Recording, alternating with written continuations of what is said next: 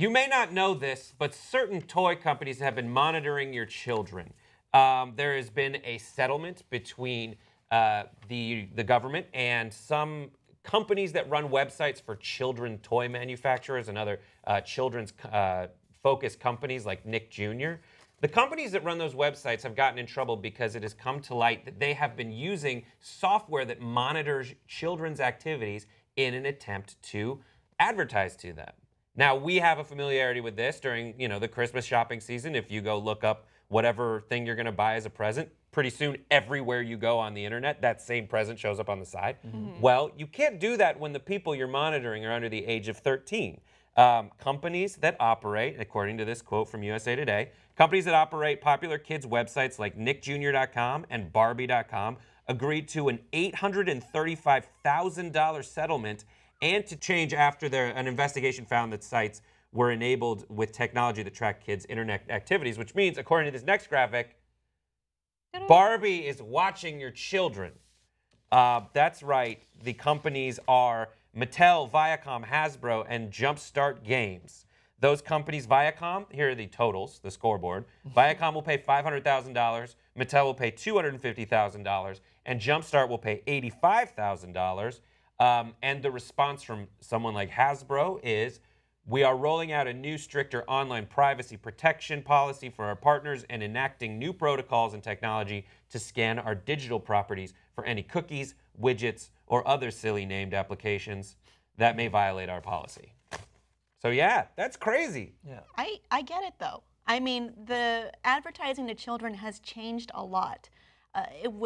Especially in this age where we have cord cutting, we have on-demand streaming services. According to Extremist, Netflix saves kids from 150 hours of commercials a year.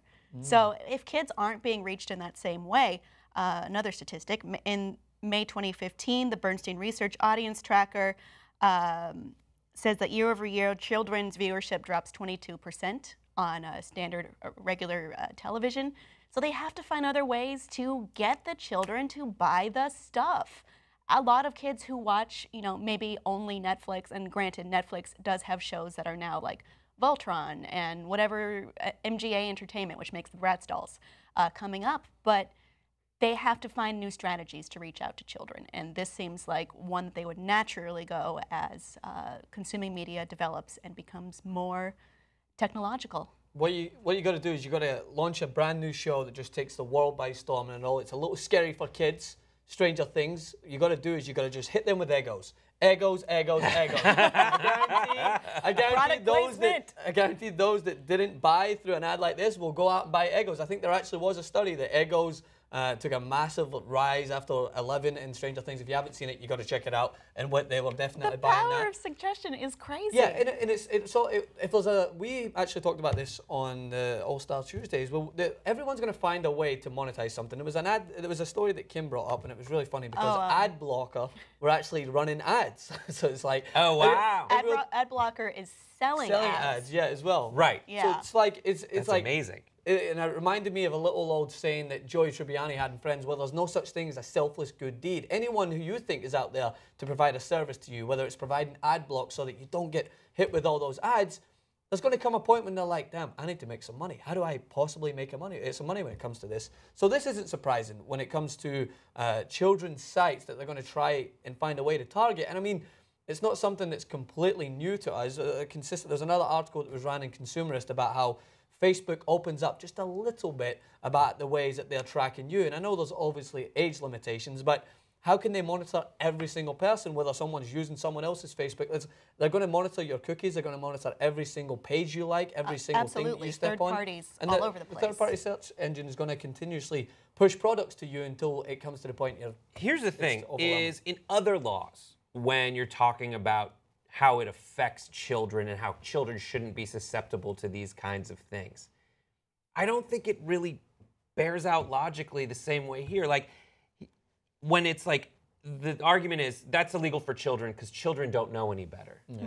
This is legal for adults, but I still don't know any better. I don't know how to avoid being tracked this way. Like, children shouldn't be solicited, like, for, illicit acts by adults because they're not mature enough to figure that out.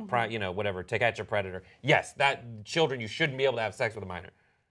But, like, I'm still a child when it comes to figuring out how not to be monitored by these agencies to market to me. Yeah. So it feels like if this kind of thing is illegal for children, it should be illegal for adults. I don't know. I'll help you with that later. Yeah, so I can do it. So we have to have a separate video where you teach me how to not be marketed to by my internet traffic, just because it always ruins Christmas. When I'm trying to buy something for my girlfriend, it's like, oh, that thing, all you see down the side of my browser is whatever I was going to buy her. Probably something pretty expensive because You're a great boy. I'm such a good boyfriend.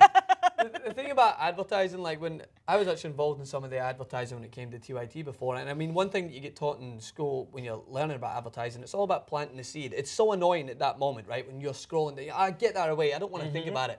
These are, why am I getting sold all these things to deal with Valentine's Day? It's months in advance. But then when it comes to Valentine's Day, and you're like, damn it, it's 2 hours to go and I haven't got a gift.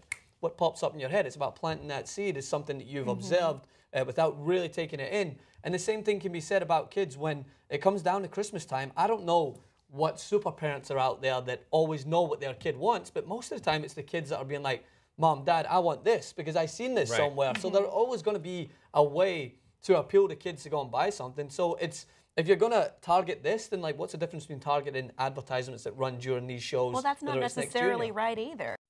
If you're upset with mainstream media, we have the alternative for you. Come build independent media with us. Your membership powers the Young Turks. TYTnetwork.com/join.